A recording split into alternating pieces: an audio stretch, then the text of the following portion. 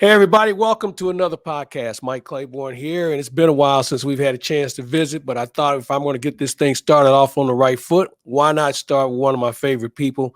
I've known him since high school. He was an All-American at Mizzou, played in the NFL, had another nice job working for the government, and now he's behind the microphone at the University of Missouri doing a fine job with football. And it's always good to see and say hello to Howard Richards. Man, it's good to see you.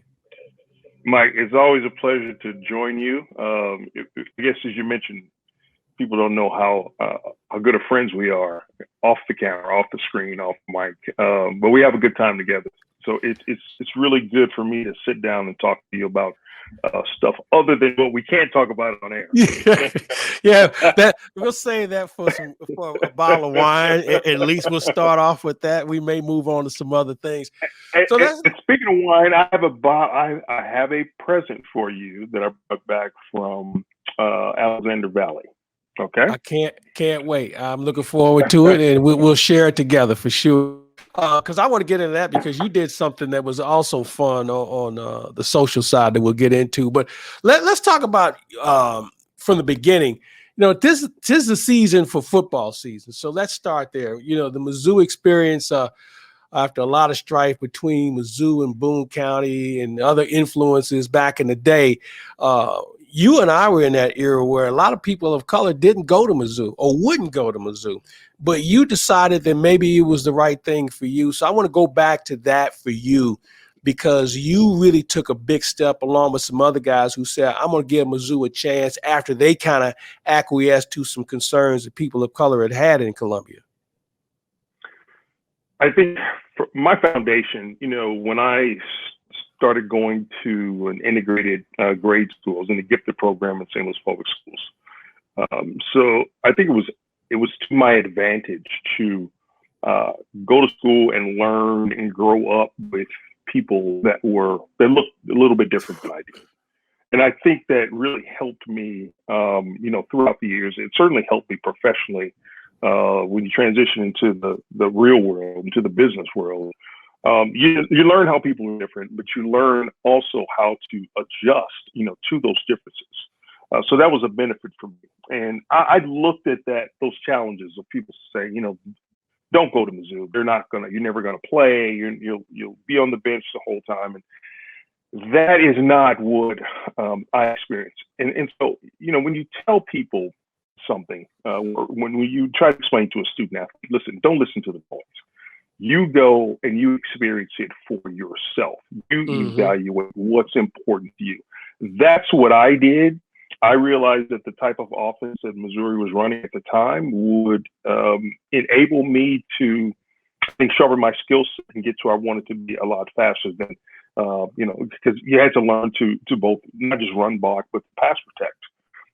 If I'd gone to Oklahoma or Nebraska, which didn't throw the ball that much, I don't think my skill set would have developed. I mean, you just look, I was lucky enough to be a first round draft pick. Oklahoma and Nebraska didn't have any first round draft picks that year. And neither the year before, I don't think. So I think it worked out well for me. And I'm proud of the evaluative process that the approach that I took and make that decision.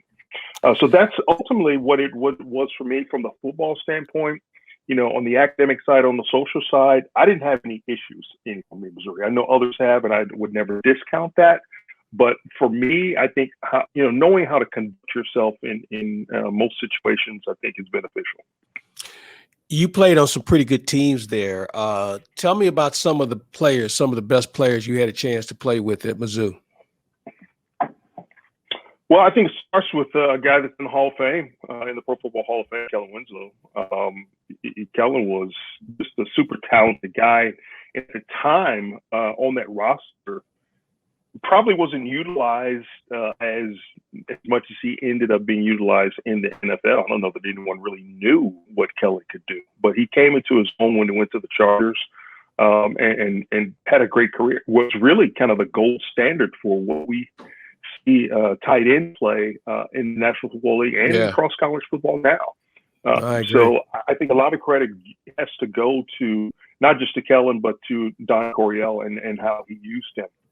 Phil Bradley, what can you say about him? The guy was just super talented. Still the best as a black quarterback to ever play in Missouri. Yeah, and Period. a lot of people don't understand that. Yeah. And if you put Phil Bradley in today's NFL, he's an NFL player. I mean, clearly, hands No down, doubt. he could have easily played. Yeah. But went on and had a stellar baseball career and is still working as a consultant for Major League Baseball. And just a wonderful guy. I ran into him at the airport. He was up visiting his mother in Macomb recently, and so we got a chance to get together. I saw Eric Wright 2 weeks ago in San Francisco. He was one of our teammates at Mizzou, and as you know, played for the 49ers, got 4 Super Bowl rings. We talk every other week practically. Man, we're Gary Ellis, Earl Gant, Johnny Poe, Brad Edelman, Wendell Ray. I mean, the list goes on and on. Ron Fellows, who played with me at Dallas. Kirk Peterson played with me in Dallas. And I know I'm missing a few guys. But, Kevin Potter was another player that stood out. Even Demetrius Johnson, who played in the NFL. Guys that they learned and took advantage of what they learned in college and were able to transition to the NFL. And, some guys played longer than others for various reasons. But they got a taste of it. And I think that foundation that we all got at Mizzou is the reason why. And Mizzou is still a tremendous place for any young student athlete, to start his career. You're going to get the coaching and you're going to get, the life skills that you need to go on and be successful in life if one takes advantage of that. Let's move on to the Cowboys. Of all teams, you're their first round pick, and this is when the Cowboys were America's team, but they were also transitioning somewhat because they had some guys who were getting a little long in the tooth, and they bring you in, but you still had a chance to be around and play with some of the greatest players that organization ever put on the field. What kind of experience was that for you? It was, man, I loved it. I still think about it very fondly. The first 4 years, my locker was situated between 2 very colorful characters, if you will. One who I call the philosopher, Billy Joe Dupree, on one side, and on the other side, Harvey Martin, the eclectic Harvey Martin, who had a whole life experience in his 10 years or so that he played for the Cowboys. And then Mike Hagman on the end. Listen, it was tremendous. Those guys, they took me under their wing. They're all like brothers. And, I miss, guys like Harvey.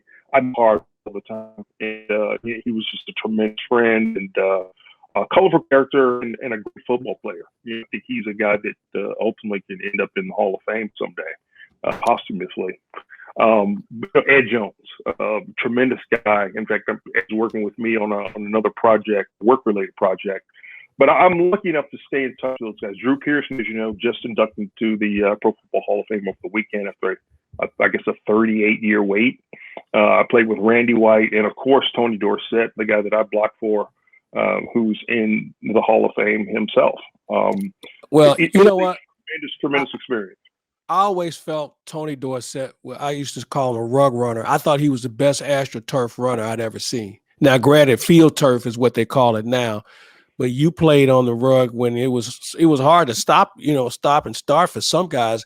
But Tony Dorsett, to me, pound for pound, was as talented as anyone in that era. And because he could stop and start, he was kind of like, he was Barry Sanders before Barry Sanders to me. And I don't think he gets the credit. And you played with him, and he was not a big man, but I don't know if anybody was tougher than him and got more mileage. And this was a prodigy. You think about what a high school player he was, and think about what he did at Pitt, and then he rolls into Dallas, and nothing changed. He was just still as dynamic as any player that ever put a helmet and shoulder pads on. No doubt, and in spite of his size, he's probably 5'10", maybe. He may have gone 200, but he was very well built. He worked out a lot, but was to me as good of an inside runner in spite of his size. I mean, he was not afraid to go inside and get you those tough yards. But the guy, he had tremendous explosion, He had tremendous vision. He's nicknamed Hawk because when he got the ball in his hands, his eyes just, they were like silver dollars. That's what he describes. But he could see, not only, the depth and length, but peripherally, he could see a lot. And you saw he had that patented spin move when he would anticipate a guy trying to get a good hit on him. That just wasn't going to happen because he would, plant that foot and spin out. And it just made him that much better. But he learned that offense, and at the time that I got there, I mean, he was an expert at it, and he knew exactly what he was doing. He knew, even if he knew where he was initially supposed to hit daylight, he was good enough to adjust. If that daylight window closed, he could find that opening somewhere else, and that's why he's in the Hall of Fame. Yeah, he was as talented as anybody. And I think sometimes we talk about the greatest. We forget him a lot in some conversation. I don't, but I know some people do. And I think he's one of those guys because he's not out there in the public. I know he's had some other issues that probably don't allow him to be as visible. But you give me him in my backfield and I'll be okay. I'll be okay. Oh, no doubt. And, he just made maybe not the best block look okay because he tried. He tried. Yeah, because all you need was just really a shield, and the guy with his speed and explosiveness was gone.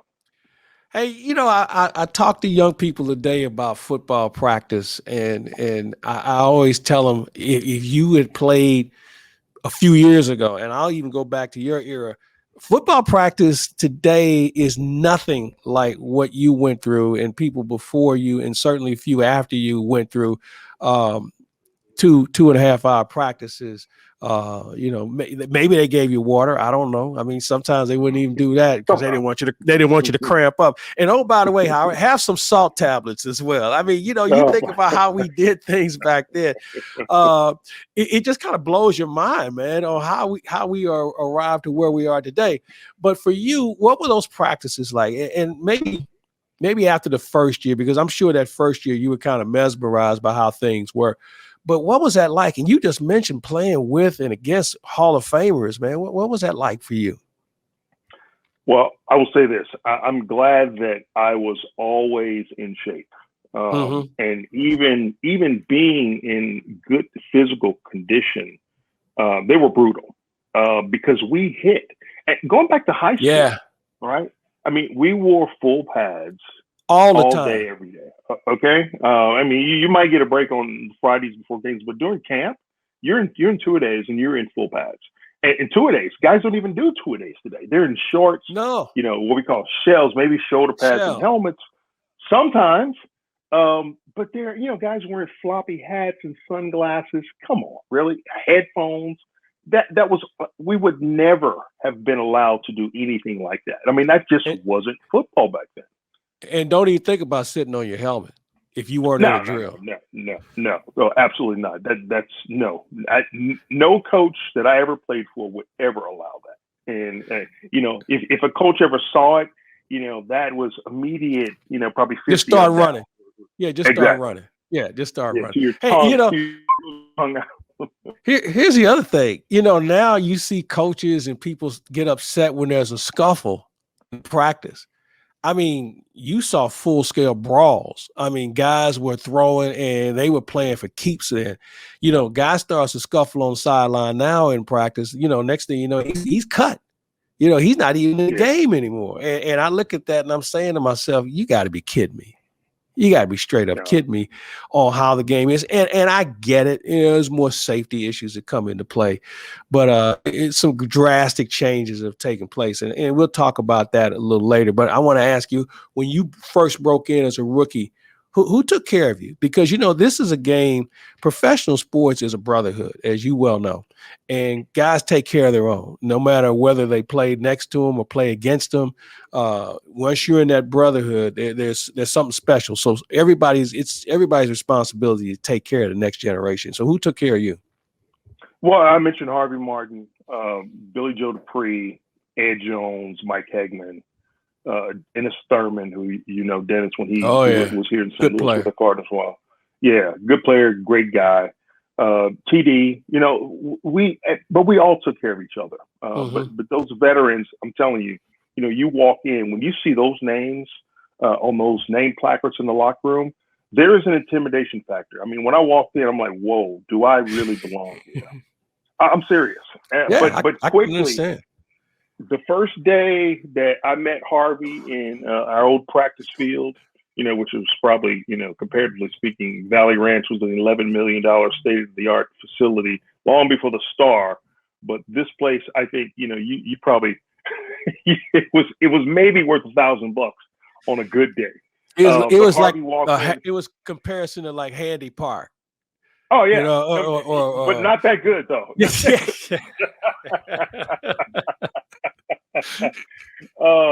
But yeah, Harvey walked in, man. He introduced himself to me and said, "Hey, me and Ed, we're gonna make you good." And for me, that was my chest beating moment. Like, okay, I'm here. They got my back. I got to work my hardest, to be one of them. And that was how I approached it every day, because you're playing with and against royalty in practice. So you have no choice but to be better. I went against Randy White because I played mostly guard in the NFL, and dude, he kicked my ass a lot, but I got him also. But he elevated my game. He helped me from a quickness standpoint, from an alertness standpoint, and a strategic standpoint on how to attack an opponent. I look at him, and I think he's one of the greatest defensive linemen I've ever seen. And I look at, and they talk about Aaron Donald. I think he's Aaron. He would have been Aaron Donald, or Aaron Donald would have been him. Now, having said that, who was the toughest son of a bitch you ever played with, practiced against, and played against? Played with, listen, I'll give it to Randy, just because of his relentless effort in practice. And you couldn't have an off day in practice because you'd get embarrassed. I mean, it was just that simple. Played against, there were a number of guys, I butted heads against Reggie White a couple times, held my own.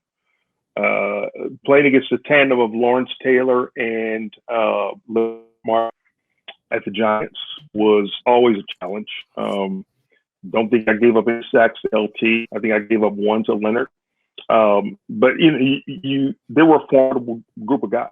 How long, whenever we would play the Raiders, there was a guy at the San Diego Chargers that kind of used to give me fits, Leslie O'Neal.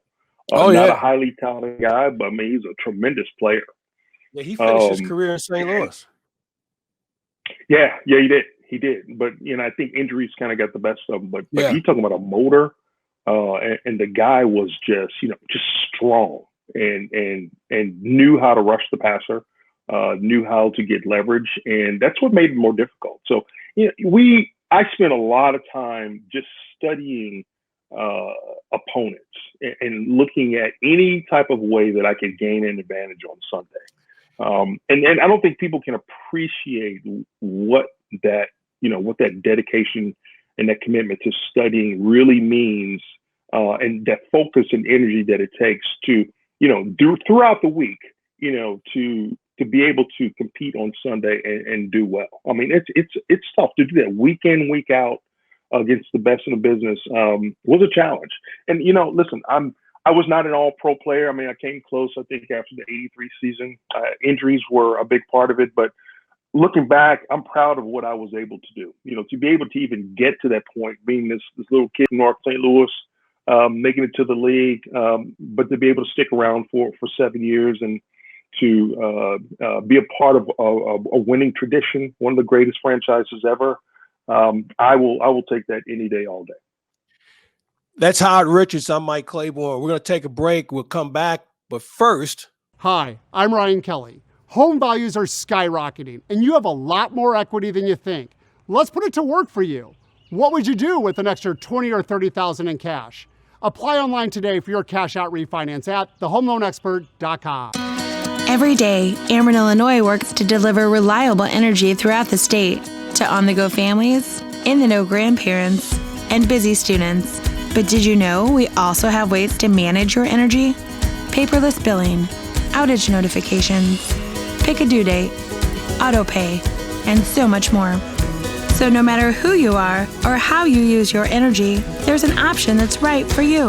Learn more at AmerinIllinois.com/options. St. Louis Acura is excited to announce the opening of our newly remodeled service lounge. We sell pre-owned vehicles of all makes and models and take pride in servicing what we sell. We offer free pickup and delivery service and a complimentary car wash and vacuum with every service. We also have a full-service reconditioning shop on site that can repair dents, bumpers, and wheels. As the nation's only 29-time Acura Precision Team winner for customer satisfaction, we work every day to make St. Louis Acura better than ever for you. Hey, everybody, welcome back. We continue our chat with Howard Richardson. There's so much to cover with him, so we want to break it up. We don't want to wear you out in one visit, but we want to certainly share a lot of time and have a lot of fun with him. We're talking about the Dallas Cowboys in that era in your career. When you look back, there's always a player that you say, man, this guy never got the credit he deserved because he was a better player than maybe people gave him credit for. Who are some people that, as you look back and you say, you know what, he's better than what they said. Maybe he didn't get a Pro Bowl, or maybe he didn't do this or do that, but you know what, he was a handful, and you maybe felt like we were lucky to have him. Well, on our team, I just look at a guy like Everson Walls. Mm-hmm. How I guess at the time 29 other teams passed on him. And it was 30 teams passing him in the draft, but Gil Brandt had wherewithal to sign him out of Grambling. And it was interesting. Everson made, of course, he led the league in interceptions as a rookie with 11, and didn't even start all 16. But he had that mentality that you have to have as a defensive back. I may get beat, but damn it, I'm going to pick one off from you on the next play, and probably the next play too. I'm going to be here regardless of what you do or what you say. I'm going to be here. So, better bring a lunch. He wasn't that fast, but he just had that knack and that attitude and that football IQ that he just wasn't going to be beat. And he was going to be among the best in the league. He carried swagger. The guy is, tremendous swagger. But the funny thing about him, that he lived at home at least for 2 or 3 years with his mother, making $25,000 a year, which was big money minimum at the time. It's crazy when you think about it. Here, all-pro player living at home with mom, but listen, he parlayed that into something great. Ended up getting a Super Bowl ring with the New York Giants when he left the Cowboys. And, he's a guy I don't think that gets the credit that he deserves. I think he has a Hall of Fame, has had a Hall of Fame career. And there are a lot of guys that are in that situation. So you just hope at some point he'll get his due as well. I think we had a fullback that doesn't get enough credit and probably should have had more carries. But this guy was strong as many offensive and defensive linemen, and that's Timmy Newsome. Super, super smart, has been very successful in business in the IT world since his playing career is over. Timmy and I talk often. The guy is still in tremendously good shape. He's 63 now. He runs half marathons and marathons, plays tennis often. If you look at him, you would think this guy is 30 years younger than he actually is. But he learned it. He took great care of himself, and both on and off the field. He's another guy that I don't think really got the credit that he deserved, but also probably was underutilized as well. Hey, and I want to come back to something we touched on earlier. There have been a lot of changes in the game, and one of the things, and I will just talk line play because, as you know, I love line play more than I like some other elements of the game. But I think the equipment or lack of equipment has been the biggest change, along with blocking techniques. And follow me here. Remember when you played, they had the big butterfly shoulder pads. Even the running backs had these big pads. Now, man, basically they're basically wearing shells because none of these guys use their bodies, use their shoulders to block anymore. It's all influence blocking. It's all grabbing a guy and pushing him left, pushing him right. Nobody crab blocks. Nobody hits a guy, under the numbers. It's just a different way we see the game played. And I'm not sure if that's the best way, and which brings me to this. I think Orlando Pace is the last great offensive lineman that'll go in the Hall of Fame because he could run block. And when I mean run block, he could put a shoulder on you, or he could push you, he could pancake you, he could do all of those things, but he could put you on the ground. You don't see that very much anymore. And I think he might be the last guy. You played the position. Give me your thoughts on it. No, you made some very good points, and just going back to Orlando Pace, he was one of those exceptional athletes that happened to play left tackle. Very gifted, great footwork, good quickness, but had the size, and he was really a road grader. And there aren't a lot of guys that can, have that combination of size, speed, strength, and intelligence to know the position and to master position like Pace did. Anthony Munoz is probably another one. Both of those guys are in the Pro Football Hall of Fame. But tremendous gifted athletes. And I think a lot of it has to do with, who's doing the teaching at level. Our offensive line coach, Jim Myers, God rest his soul, in my opinion, was excellent with game plan and run game preparation. But fundamentally, he was probably 30 years behind the times. So I would reach out to my uncle Ernie McMillan for tips on how I could get better. And he helped me with my transition to playing on the left side of the line and as a right-handed player, playing with my left hand down, which is what you see today. Yeah. And back in the day, you go back to the early 80s, your left tackles are playing with their right hands down, and that's at a disadvantage. And you don't really notice those things, but I quickly figured out that, and I had good quickness, but I wanted to gain every advantage that I could. You playing against, Taylor and Dexter Manley and these speed guys, you got to have that advantage.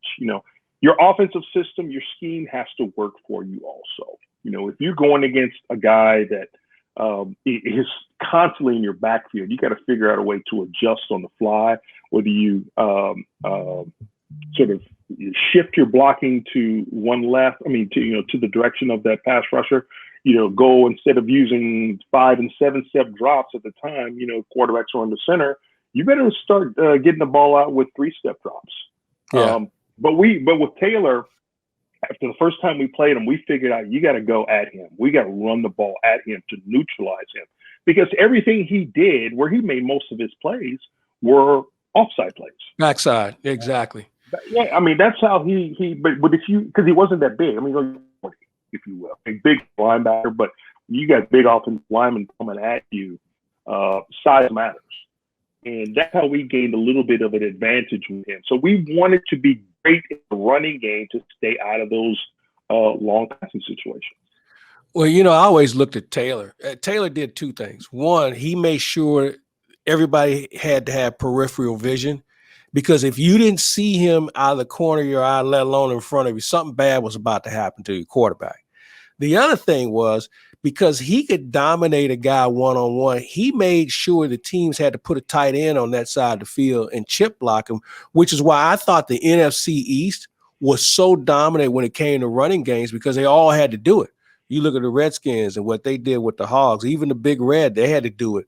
They had to have good tight ends over there as well. And I thought he was the ultimate game changer from that standpoint, but it goes back to your initial point of speed. And heaven help you if you put your hand on the ground and you couldn't get up. And that's why and he also did this. When you see those tackles who just put their hands on their knees, they never get in a 3-point stance. They're always at a 2-point stance, because they know that 1 second of them raising up, that's all you need. That's all you need, and you're beat.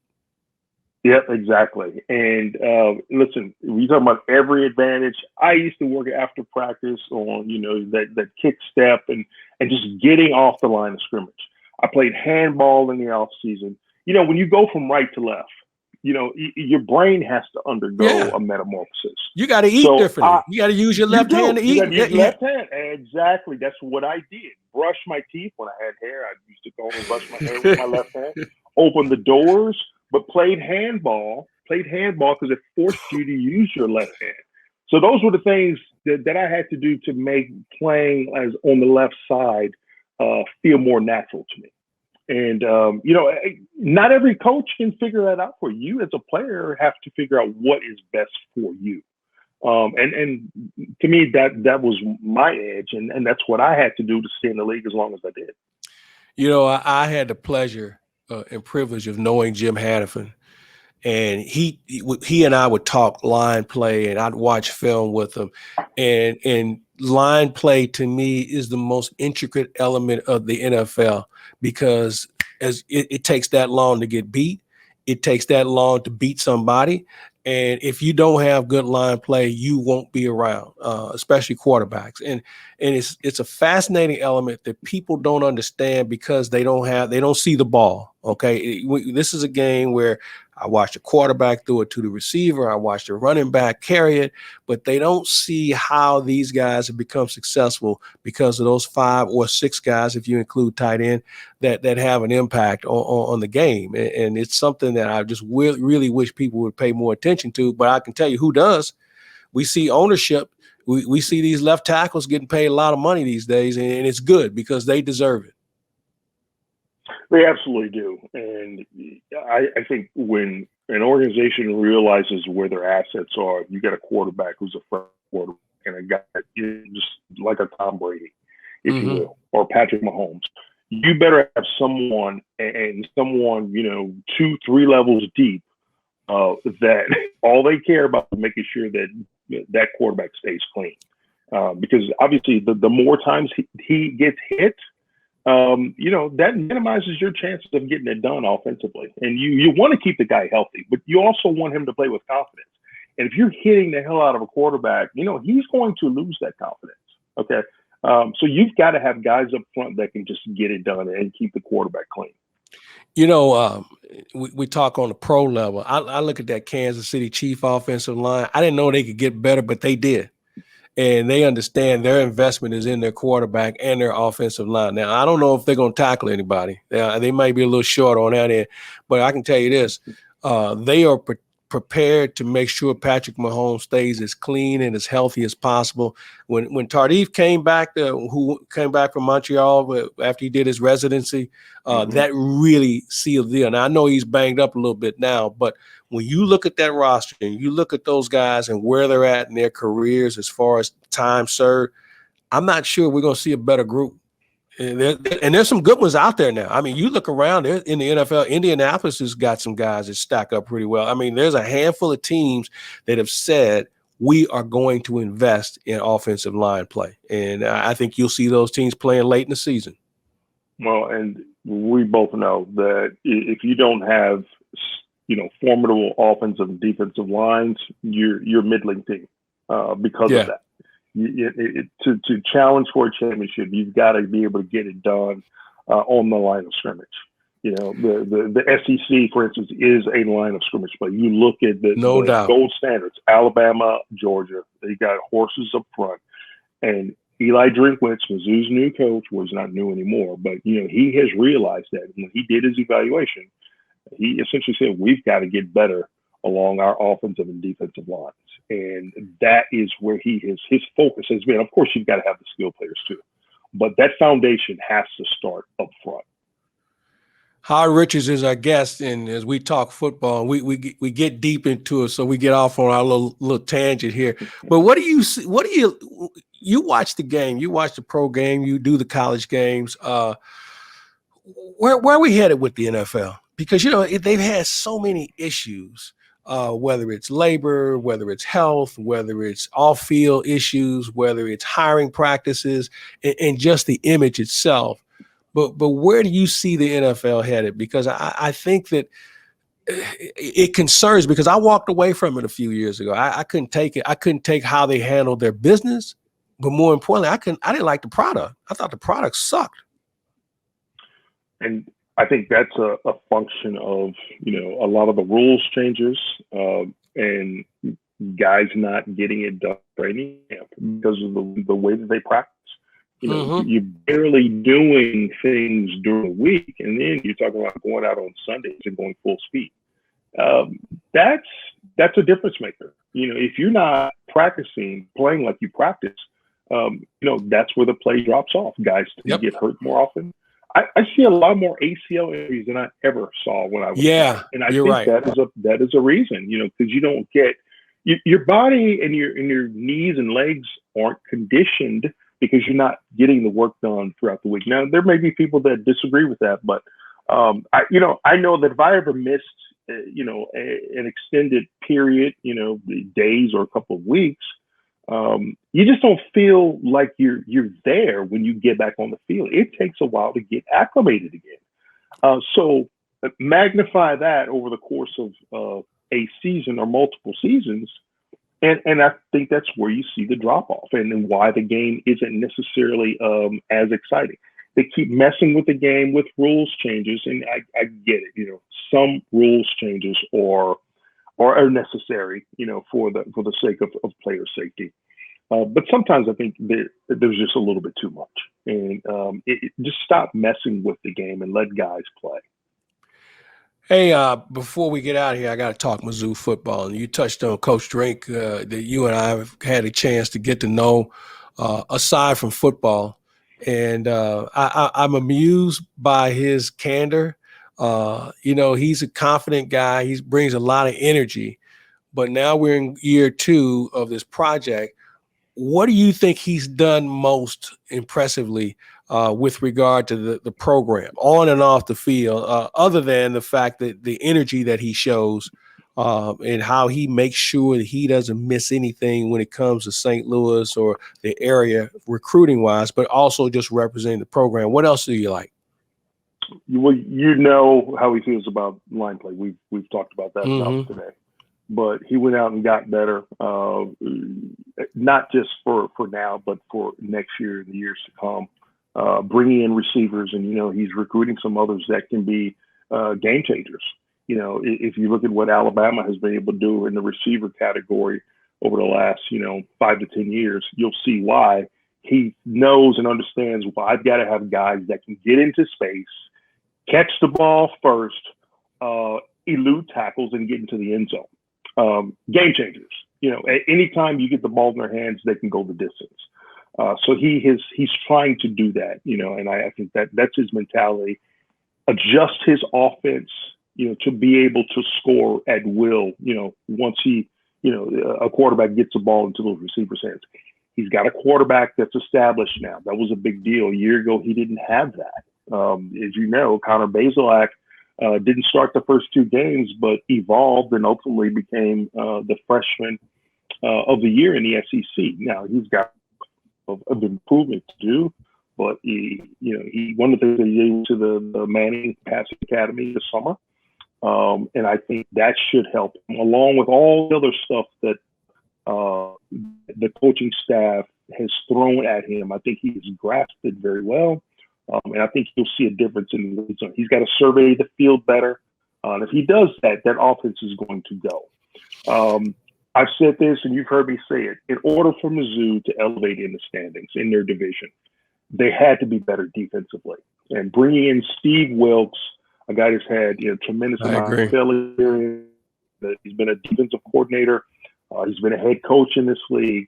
He understands, and he looked at it, and it was very simple because your back end guys are playing with their backs to the ball. They're not really good cover guys, so let's put them in advantageous situations, allow them to see the field better so that they can react and make plays, and hopefully force more takeaways on the defensive side. That's what Mizzou had to do. So we'll see how these changes translate into more takeaways on the defensive side, giving your offense more opportunities, and to be able to score more points, you've got to have that. So I'm really looking forward, more than the offense, I'm looking forward to what the defense is going to do. Yeah, I agree with you. And you know what I think we're also going to see, because of the way he's recruiting, you're going to see some guys that might be playing different positions than when they came in to play. And I think that's good when you get the good athletes who have that skill set to be able to do that, which I think you're going to see some guys that maybe came in to play one position. They might be playing on defense, because I think what you say to them is, you're really good at this, But if you come on the other side of the ball, you can be a great player. You can be a top draft choice, because that's what a lot of these kids think they can be in the first place. But when you can prove to them that they'd be better suited, and how how many guys have we seen in our lifetime who came in a university looking to play one thing and ended up going on the other side of the ball and playing something else?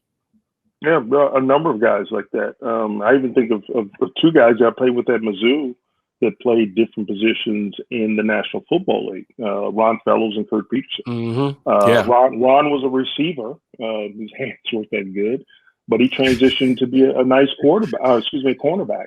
Yeah. And Kurt Peterson, he had a lot of speed, but wasn't an impactful defensive player. But the Cowboys quickly realized that we can use a guy with his strength and speed on the offense because we do a lot of trapping and pulling, and he's going to be out there on those edges a lot faster than anyone else. Kurt and I were probably 1-2 in speed on the Cowboys team. And for a white guy, Kurt was he was a 4.7 guy. I mean, I remember him at Luther North. He was a hell of a player there, and then he went to Mizzou and became an even better player. But it was always a good athlete, and I think that's the key in what you're talking about, man. You said something. You said pulling and trapping, man. I don't even hear people talk. I bet if you ask one of these kids what that meant right now, they have no idea what you were talking about. And on top of that, it's the footwork. When you do see a guy pull or lead a trap, I am flabbergasted. I'm appalled at the footwork, because what they do, instead of using the footwork, leading with that foot and pulling that arm to get you there, they're jumping. And when you're jumping, you lost a step. You're off balance. You've lost a step. And I thinking, man, I could probably coach an offensive line somewhere. And do a better job and get these guys on these defenders a lot quicker because of technique alone. Well, you know what? I think you could do it. I think, though, if I'm at University of Missouri, I've got to have Howard Richards around, not only to talk to my coaches and pick their brains, because remember, most of these coaches are younger than us, all right? And there are things that they can still learn.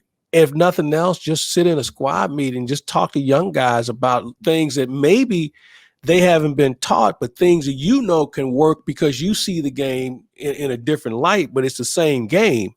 And I think that's something that I think Eli Drinkwitz is probably going to be more embraceful about, because of the fact that we need to utilize people who understand the game and who can help the game and don't want the other guy's job. That's the big problem we have. We have some guy, he's coming in and wants my job. No, I'm trying to help you be better, because if you're better, then we're better, and we're better, then everything is good, and then you all of a sudden become a better coach somewhere. So there are a lot of things that go into it. So it's early. I'm not big on predicting schedules and seasons, because I think there are just too many things that happen these days. First of all, non-conference games are meaningless other than getting some guys in football shape. So as you look at this team, the one area you think is going to be better, and the one area you're looking forward to watching to see how much they've actually improved compared to last year? I think it's the defense. I really do, along with the receiver play. How guys get into space, how they become difference makers on offense. Scoring points has got to be a premium. Typically, I win by them. So you not the best defense, but if you can put points on the board, you outscore. All you got to do is outscore them by 1 point. So I think, the receiver positions, obviously, we know that the lines have to be good, but also in the secondary, which is guys reacting quickly, but also, from the standpoint of takeaways, giving your offense more chances and keeping the other team's offense off the field. I think Missouri, for it to challenge for the division title and to talk about getting into the SEC championship game, they probably have to end up the season at I think they're probably somewhere +8, +10 or more in the turnover category. I think that's what it's going to boil down to. They need to win that battle every single week as far as takeaways. And of course, offensively protecting the football. No doubt. And here's the other thing: stay healthy. I mean, that's something Yeah. you can't coach, but man, you got to have a little luck in this game. And Alabama can have some people go down and they're like, well, we got this other guy. He's an All-American or whatever, but everybody's not as good as Alabama when it comes to being able to fill a gap. That's what Missouri's working at now. Hey, listen, man. That's called depth. You know, yeah, no doubt. And it takes you time to gotta develop be it. recruited for depth. Yeah, no doubt about it. But you're absolutely right.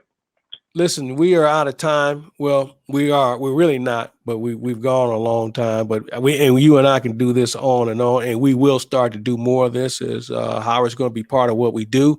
Hey, man, this has been a blast, man, and I can't wait to drink the wine with you.